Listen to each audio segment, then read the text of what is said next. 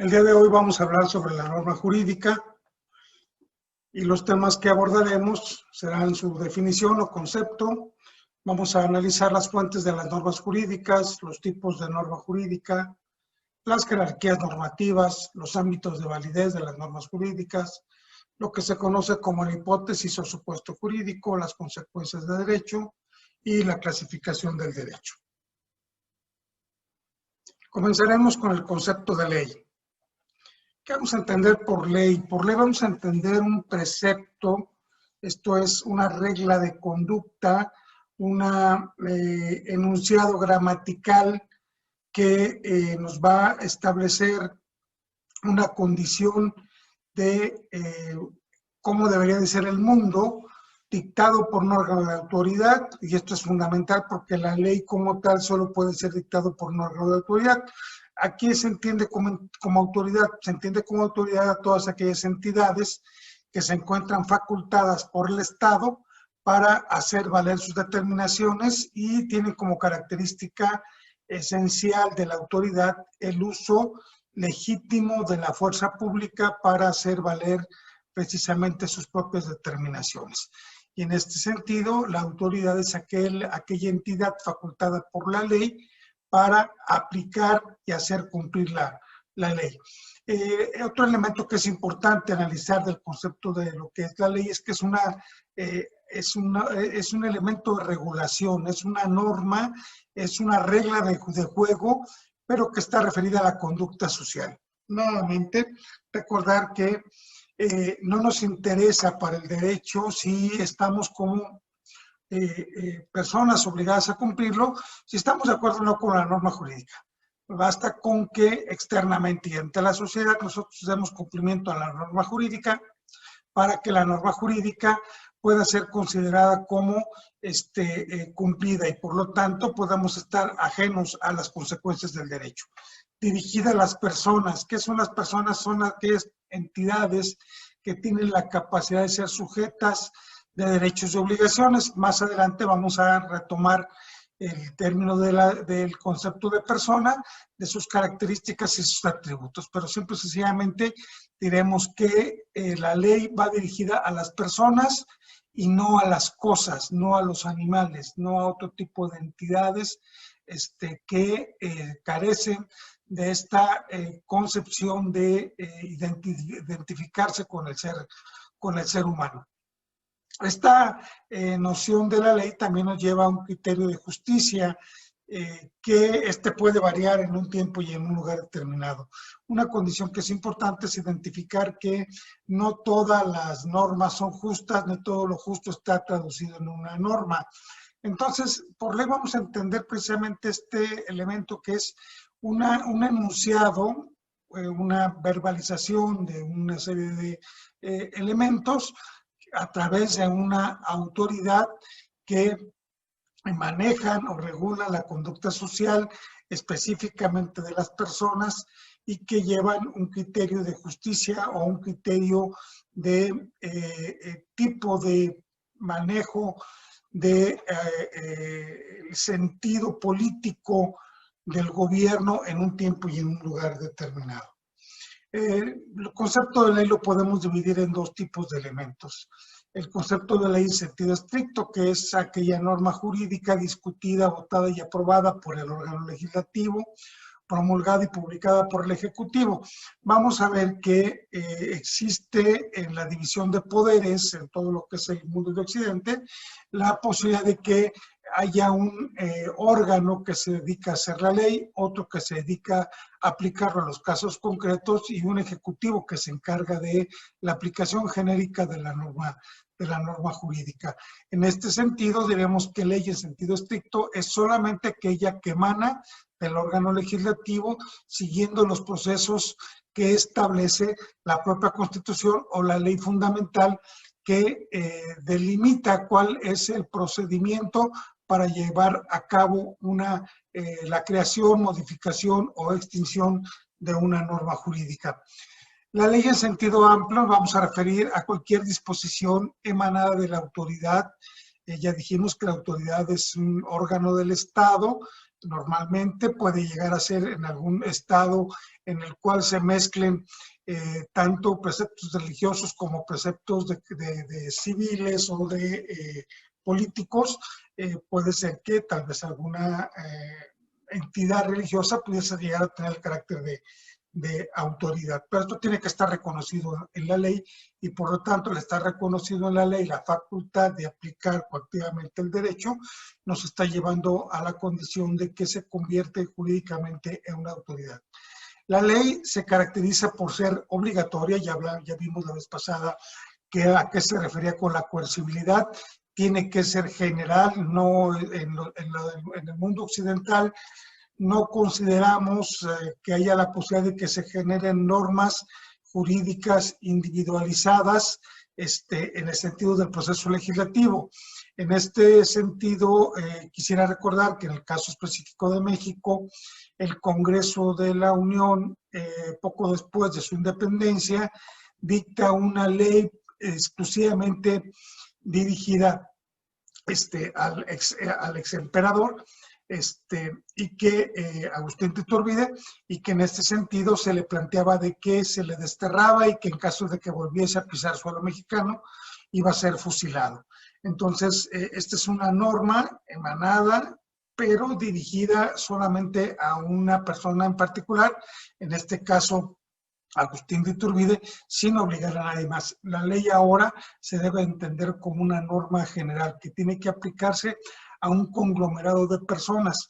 Debe de ser abstracta en el sentido de que solamente plantea supuestos o alternativas del mundo del deber ser. Y permanente en el tiempo no significa que sea eterna, significa que tiene un inicio y una conclusión de su vigencia, y que esta puede ser más o menos larga, generalmente sí es indefinida, porque una vez que inicia su vigencia, no vuelve a concluir la aplicabilidad de la misma en forma coactiva hasta en tanto no sea revocada, modificada, derogada o se haga un proceso por el cual se deje sin efecto su vigencia. La ley es importante establecer que se traduce en un sistema de enunciados, esto es, la ley ordinariamente se maneja como una verbalización de conceptos o de ideas que son de carácter abstracto, muchos de ellos inclusive difíciles de definir, como lo que es el concepto de bueno, de malo, de justo, de injusto, etc. No es factible establecer con palabras precisas que puedan llevarnos a una definición, digamos, como lo hacen los elementos taxonómicos, por ejemplo, de las especies animales, ¿no? Referirlas en el sentido aristotélico, de diferenciarlas a través de su ubicación en un género y su distinción con la diferencia específica. Entonces, en este contexto, la ley tiene un grave problema en el sentido de que tratamos de verbalizar algo que solamente existe en la mente y no siempre se encuentran palabras que sean completamente exactas para pretender lo que queremos definir.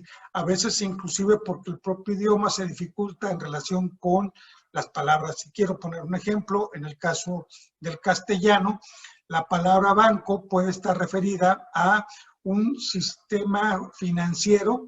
La palabra banco puede estar referida o significar también un mueble en el cual sentarse, o la palabra banco puede estar implicando un conjunto o una agrupación de peces. Y entonces una palabra sirve para definir tres cosas completamente diferentes.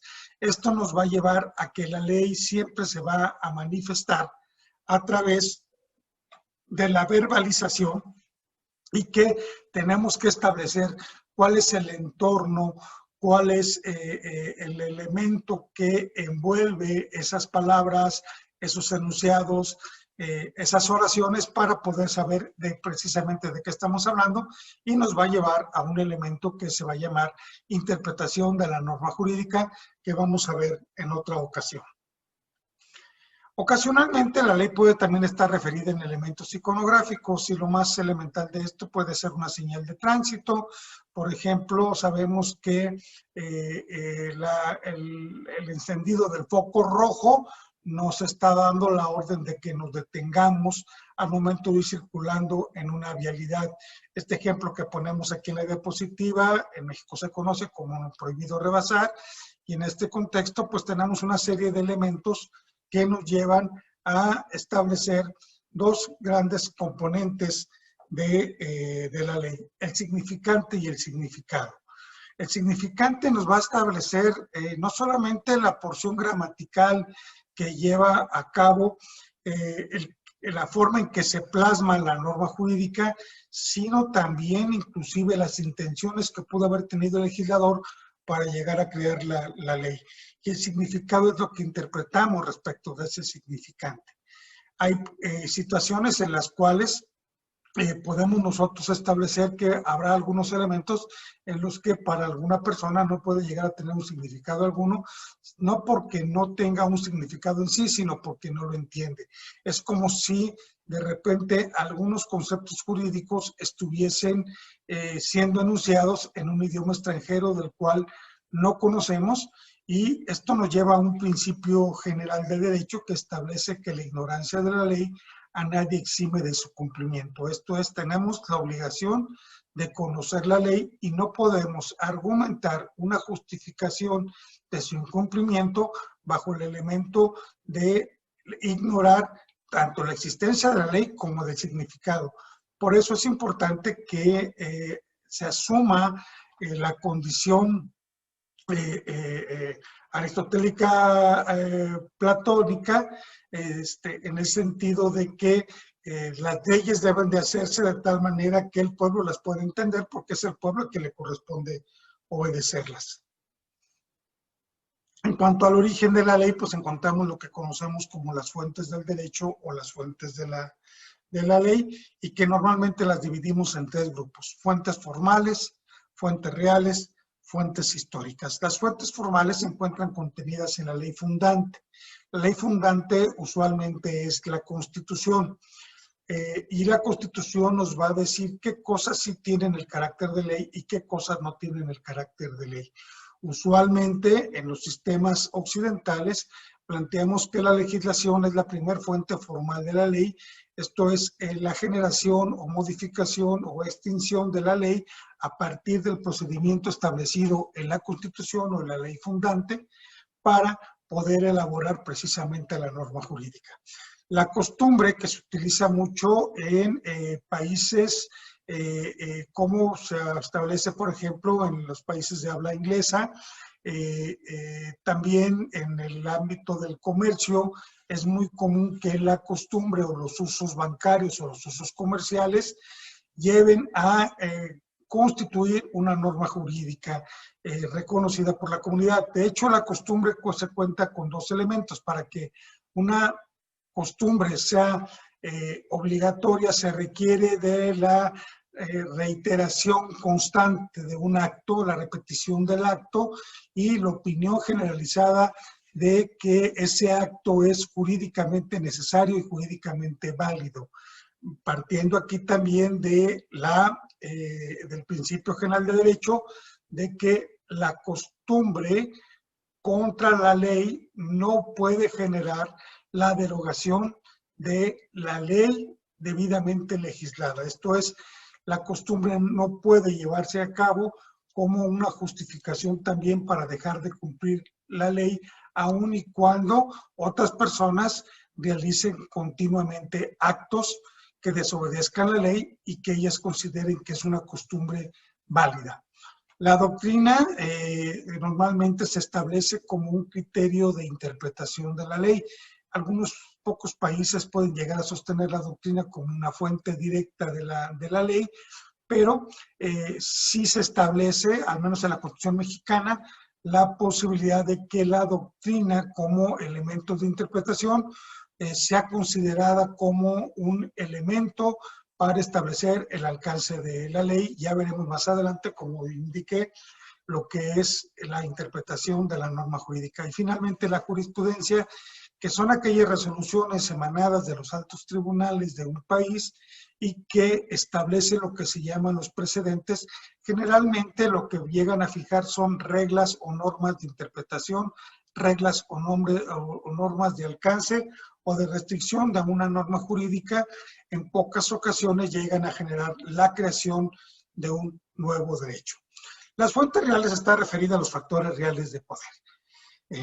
Los partidos políticos es un ejemplo en el cual un partido de centro pues tenderá a hacer normas jurídicas más moderadas, un partido de derecha estará más por el acercamiento a normas que favorezcan políticas neoliberales, y un partido político de izquierda, un gobierno de izquierda tenderá más a elementos de bienestar social, a otorgar mayores prerrogativas a las personas, mayor cúmulo de reconocimiento de los derechos humanos, etcétera, ¿no? Las transnacionales pueden llegar a constituirse como factores reales de poder, o sea, el poder económico que ejerce peso para que puedan crearse o modificarse leyes que favorezcan sus intereses económicos. Y otro que no podemos negar es el clero. El clero también, desde el hecho de que en los países de Occidente el derecho canónico ejerce un antecedente directo, pero también el clero puede llegar a establecer la modificación de la ley, derivado también de si los países son laicos o no son laicos, si el tipo de clero que es dominante es radical o es moderado, pero puede llevar a cabo presiones para que se modifique la ley en un sentido o en otro. Finalmente tenemos las fuentes históricas, que son los antecedentes del derecho y que tomamos como fuente de inspiración. Esencialmente tenemos el caso del derecho romano, que nos llega a través del digesto, a través de las instituciones, como un elemento que nos estableció las reglas del derecho. Las hemos retomado con algunos matices planteados tanto por el derecho sajón como por romanistas, por ejemplo, germánicos, que con algunos matices también propios de cada una de las regiones, pero esencialmente el derecho romano ha sido la fuente histórica de nuestro derecho, ¿no? El derecho canónico también ha tenido una influencia importante, sobre todo en los elementos de carácter procedimental. Lo mismo sucede con el derecho sajón, lo mismo sucedería, por ejemplo, con el Código Napoleón, que sirvió de base para básicamente establecer los contenidos del derecho civil en todos los países de Latinoamérica. Y así encontraremos nosotros que en cada país, en cada región, pues podrán tener algunas fuentes específicas del derecho que se encuentran contenidas en sus procesos históricos. En cuanto a la tipología de las normas jurídicas, pues bueno, vamos a ver las leyes en sentido estricto, que es lo que decíamos, la ley que lleva a cabo un proceso legislativo y que es promulgada, publicada y cumple con todas las formalidades para ser constituida como una verdadera ley. Existe dentro de las leyes también reconocimiento de que los tratados internacionales pueden ser considerados como elementos que se integran a el sistema jurídico nacional. En el caso de México, nuestra propia Constitución establece que los tratados internacionales relacionados con los derechos humanos forman parte integrante del sistema nacional de normas jurídicas y son obligatorias su aplicación dentro del territorio nacional. Tenemos el caso de los reglamentos. El reglamento tiene dos condicionantes. Una de ellas, un reglamento puede ser una forma de instrumentar una ley, esto es estar vinculado con una ley, y en este sentido el reglamento lo que nos va a decir es cómo vamos a llevar a cabo el desarrollo de los elementos contenidos en una ley. Y en otro sentido, al menos para el derecho mexicano, el reglamento está establecido como la facultad que tiene el Ejecutivo de dictar normas jurídicas que sean también igual de carácter instrumental o procedimental. Tenemos acuerdos en algunos países, cierto tipo de acuerdos entre autoridades pueden llevar a cabo condiciones de carácter obligatorio, o tenemos finalmente, por otro lado, perdón, las normas técnicas que nos llevan a establecer condiciones de estandarización. Por ejemplo, el voltaje máximo que puede contener una toma eléctrica o que debe de soportar un aparato electrónico para la seguridad del consumidor, la cantidad máxima que puede contener, por ejemplo, de radiación, un equipo de rayos X, etcétera. O sea, son normas de carácter técnico, en México las conocemos como normas oficiales mexicanas y generalmente están referidas a condiciones de seguridad, aunque también puede haber algún tipo de normas informativas. Por ejemplo, la norma técnica o NOM mexicana, que está referida a las características que debe tener un etiquetado, que debe de constar en el idioma español, que debe de constar en letras que sean legibles a simple vista, que debe de especificar contenidos, etcétera.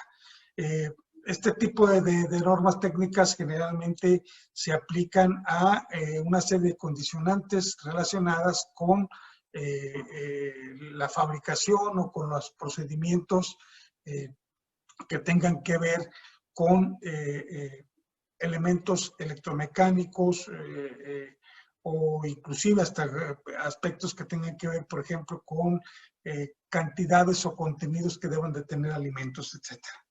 Tenemos los decretos que son una especie de órdenes ejecutivas, y quizás un caso más concreto lo podemos encontrar nosotros en esta condicionante de salud, en la cual se han dictado órdenes que nos dicen que debemos utilizar el cubrebocas en la vía pública, y que en caso de que no, pues nos seremos acreedores a una sanción.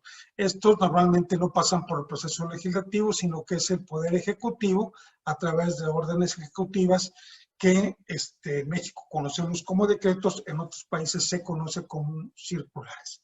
Y finalmente tendríamos las sentencias como otro tipo de normas jurídicas que se plantean a partir de casos concretos. Cada legislación nos dice cuánto cúmulo de sentencias en el mismo sentido establecen una condición de ser obligatoria en su aplicación para los jueces y para las autoridades.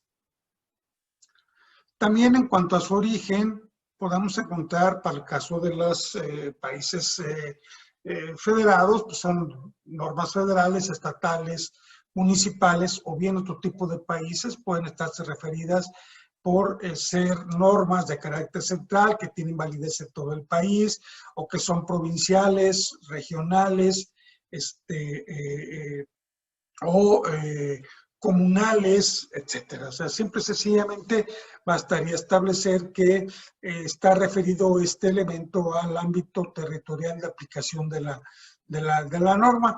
En el caso de México, pues tenemos las normas municipales que solamente rigen dentro del municipio, las estatales dentro del estado y la federal, que son aplicables en toda la nación. En algunos países, por ejemplo, como en España, pues habrá normas que solamente rigen a una provincia o a una comunidad autónoma, pero también hay normas que son aplicables a todo el país. En cuanto a la jerarquía normativa, desde Kelsen se ha aceptado que la Constitución o norma fundante es la norma máxima. Y en este sentido, dice Kelsen que la Constitución es una ley de leyes porque, en primer lugar, genera la creación de un Estado, genera la condición de reconocer elementos que tengan que ver con territorio, gobierno, población y un sistema jurídico normativo. Y en este sentido la Constitución es la ley máxima, es la ley que establece las bases sobre las cuales se va a cimentar el Estado, pero también nos va a decir cómo se van a construir el resto de las leyes, nos va a decir cómo se deben de comportar las autoridades, sus limitaciones, etc. En el caso de México ya habíamos comentado que la propia Constitución reconoce los tratados internacionales como una norma jurídica y la establece a tal grado que llega y dice que forman parte de la ley suprema de todo el país y por lo tanto solamente se encuentran un poquito abajo de la Constitución. Las normas federales, estatales y municipales, que en esta pirámide lo importante es plantear dos elementos. La primera de ellas es que la norma inferior jamás puede contradecir la norma superior. Vamos a ver también posteriormente otro tema, que es el de conflicto de leyes en distintos ámbitos, pero uno de ellos es en este sentido. ¿Sí? La norma municipal no puede contradecir la norma estatal, no puede contradecir la norma federal, no puede contradecir los tratados internacionales y desde luego no puede contradecir la Constitución y así sucesivamente. Ahora bien, la Constitución es la ley máxima y no puede haber nada por encima de ella. Bajo este esquema, retomamos otra vez los elementos de los factores reales de poder y entonces diríamos nosotros que cabe la posibilidad de llegar a establecer, uno, la creación de un poder constituyente, esto es, la posibilidad de que se genere una nueva constitución a través de normas establecidas por la propia Constitución, o bien que haya una revolución y entonces un grupo que se consolide en el poder con fuerza suficiente para imponerse pueda llegar a crear una constitución.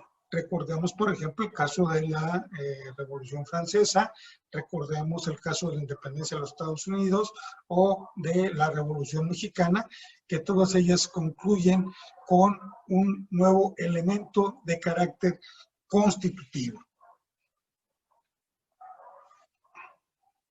En cuanto a los ámbitos de validez de las normas jurídicas, vamos a encontrar 4 ámbitos. El ámbito material, que se refiere a qué personas se aplica la norma jurídica. El Código de Comercio se aplica a los comerciantes. Las leyes de carácter laboral se aplican a las relaciones entre patrones y trabajadores. Las leyes castrenses solamente se aplican a los militares. Las leyes tributarias se aplican a las autoridades que cobran los impuestos, pero también a los súbditos que pagamos los impuestos. Y así, cada una de las leyes tiene una materia sobre la cual va a trabajar. Lo mismo sucede en el ámbito personal. ¿Quiénes están constituidos dentro de la norma? Por ejemplo, dice la ley que los menores de edad deben de ser representados por sus padres, entonces carecen de personalidad jurídica. Y en ese sentido, esta regla solamente se aplica a quienes tengan las características de ser menor de edad. El mexicano tiene la posibilidad de votar y ser votado en una elección. Esto no aplica para que tenga la característica de ser extranjero. Entonces tenemos que identificar en primer lugar de qué materia trata la norma y a quién le es aplicable esa norma. El otro elemento es el ámbito espacial. Las normas no son universales, no existen como tales, aun y cuando podamos hablar inclusive de un código penal internacional, o de algunas leyes o normas o tratados que pretenden ser universales, en la práctica no existe una ley que tenga una obligatoriedad universal. Todas están delimitadas en un ámbito espacial, dependiendo del país, dependiendo de la forma de gobierno y dependiendo del órgano que emana, pues va a tener vigencia en un lugar determinado. Fuera de ese lugar no va a ser aplicable. Tenemos el ámbito temporal y esto es a partir de cuándo comienza a establecer su validez o su obligatoriedad la ley. Generalmente esto va siempre hacia adelante, ocasionalmente por este elemento que decíamos de que la ley es un contenido de enunciados, podemos crear fantasías o llamadas también ficciones de carácter jurídico, como el que, por ejemplo, establece que los bienes que transmite una persona a través de su sucesión se entiende que fueron adquiridos al momento de la muerte del autor de la sucesión. Entonces retrotrae los efectos de esta adquisición como si nunca hubiese habido un espacio y una temporalidad en la cual el bien no hubiese tenido un titular. Pues bajo este elemento ocasionalmente puede llegar a plantearse un elemento de aplicación de carácter retroactiva, aunque en el caso de México la retroactividad queda prohibida en perjuicio de las personas. Si a alguien le beneficia sin perjudicar a otras, sí se puede aplicar retroactivamente, pero la idea siempre ha sido que la ley generalmente rige a partir de su vigencia hacia adelante en el tiempo, hasta que la propia ley pueda marcar un momento que concluye, por ejemplo, el caso de las medidas emergentes, o bien hasta que sea derogada la ley o sustituida por otra ley. La hipótesis jurídica es el presupuesto lógico previsto por la norma que plantea un elemento que existe solamente en la mente, pero que tiene la capacidad de convertirse en algo real o en un algo jurídico. ¿Sí? En este sentido, la hipótesis jurídica es un supuesto, vamos a suponer qué pasaría si, y en este juego de los escenarios, ¿sí? Plantearíamos que si la ley o el legislador tiene la capacidad de anticipar y visualizar algo que puede pasar, y entonces lo llega a regular. Entonces es un presupuesto previsto por la norma jurídica que tiene la capacidad de actualizarse en el mundo real o en el mundo jurídico, y que de que esto se dé en el mundo real o en el mundo jurídico depende que se genere la consecuencia del derecho. Un ejemplo de esto lo plantea la definición de nuestro Código Penal en México del delito de homicidio. Dice, comete el delito de homicidio el que priva de la vida a otra persona. Así está definido. Y bajo este contexto está planteando un supuesto en el que alguien puede llegar a causar la privación de la vida de otro, y entonces dice, a ese hecho de que le prives de la vida a otra persona, yo lo voy a tipificar o le voy a colocar la etiqueta de homicidio. Y eso nos va a establecer lo que llamamos la consecuencia jurídica, que es el efecto previsto en la norma como resultado de la realización de la hipótesis en la vida real o jurídica. Entonces, tenemos un antecedente, que es la hipótesis, tenemos un consecuente, que es precisamente la consecuencia jurídica. Siguiendo el mismo ejemplo, en el caso de México, a quien comete el delito de homicidio se le aplicará una pena de 7 a 15 años de cárcel. ¿Esto qué es lo que está planteando? Pues simple y sencillamente que hay un antecedente, un supuesto, y dice, si se llega a dar el supuesto, esto es lo que debe de pasar. Y de acuerdo con el elemento kelseniano, plantearíamos que las reglas o las normas jurídicas se definen silogísticamente como si A es, entonces debe de ser B. Si alguien comete el delito de homicidio, entonces, ¿sí?, debe de aplicársele una pena de 7 a 15 años de cárcel. Si B no es, entonces C. Entonces, si no se genera la hipótesis necesaria para la consecuencia, entonces tendría que ser dos, o no se aplica la norma jurídica o obedecer a una consecuencia de alternativa que establece la ley. Por ejemplo, en el mismo caso del homicidio, comete el delito de homicidio el que priva de la vida de otra persona. La consecuencia es que si Juan mata a Pedro, a Juan tendría que aplicársele una pena de 7 a 15 años de cárcel. Pero no se le aplica la pena porque Juan justificó una legítima defensa. Entonces debe de dejarse la libertad. La consecuencia jurídica puede ser única, puede ser alternativa o puede ser múltiple.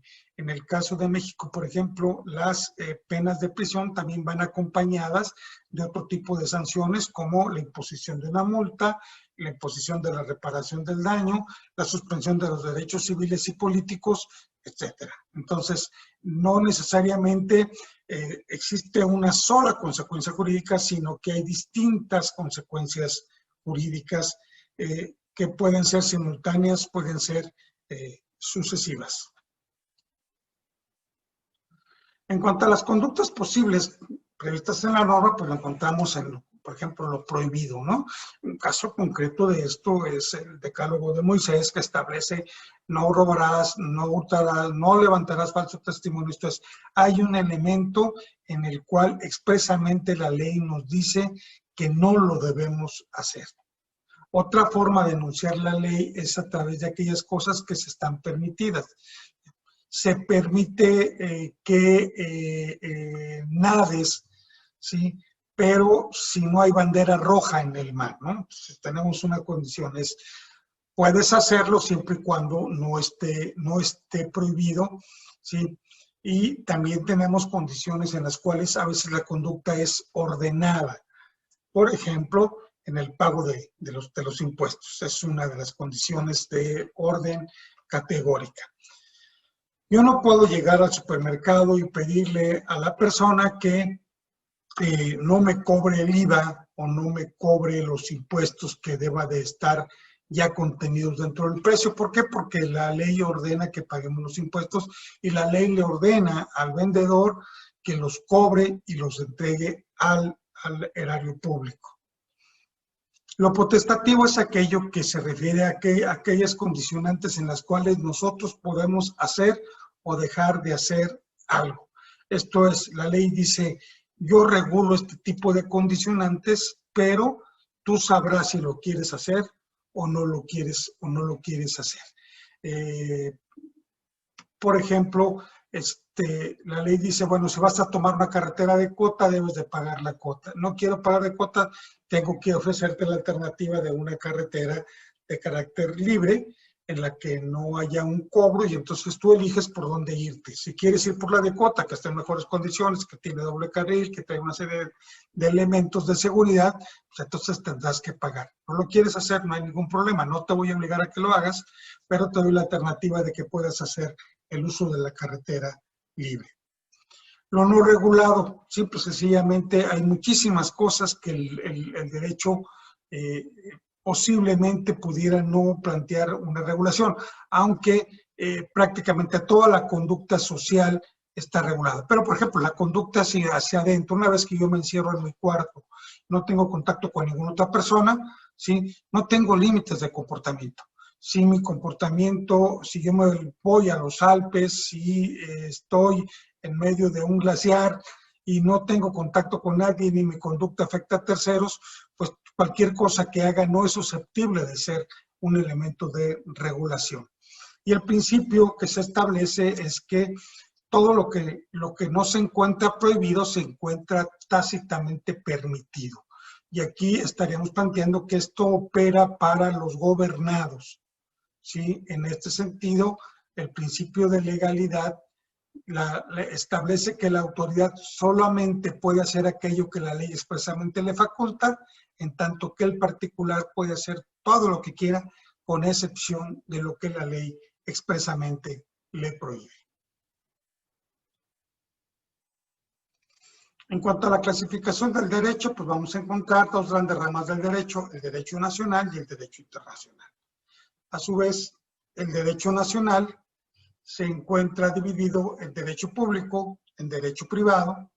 El derecho público, por ejemplo, podemos hablar del derecho constitucional, del derecho penal, del derecho administrativo, del derecho a la seguridad social o del bienestar social. En cuanto al derecho privado, pues vamos a encontrar nosotros el derecho civil, el derecho mercantil, el derecho financiero. ¿Cuáles son las diferencias entre uno y otro? El derecho público regula las conductas que se llegan a establecer, las relaciones jurídicas que se establecen entre autoridades, entre estados y entre la autoridad con los gobernados. Normalmente está planteado en el sentido de que si uno de los elementos o uno de los sujetos del derecho o de la obligación es un ente público, estaremos ante la presencia del derecho público, ¿sí? Salvo que éste actúe como un ente de carácter privado. Por ejemplo, el Estado puede llegar a celebrar contratos de arrendamiento respecto de un bien específico y entonces ahí pudiera ser considerado, que es el caso del derecho mexicano, se considera al Estado no como una entidad pública, sino como un particular que está celebrando el contrato de arrendamiento, ¿sí? Pero lo que tenga que ver con un permiso de construcción, con una autorización para establecer un comercio, pues tendrá que ser de carácter público porque la autoridad está actuando como tal, como autoridad. En el derecho privado se establecen solamente relaciones entre particulares. En el derecho civil, como entre el comprador y entre el vendedor, entre el arrendador y el arrendatario, etcétera, ¿no? El derecho mercantil y el derecho financiero, pues básicamente plantean condiciones de pactos entre o regulación de actividades entre particulares. El derecho internacional también se va a dividir en público y privado, ¿sí? El derecho público, podemos hablar nosotros de un derecho penal internacional, de tratados internacionales que están referidos, por ejemplo, a condiciones de carácter limítrofe, a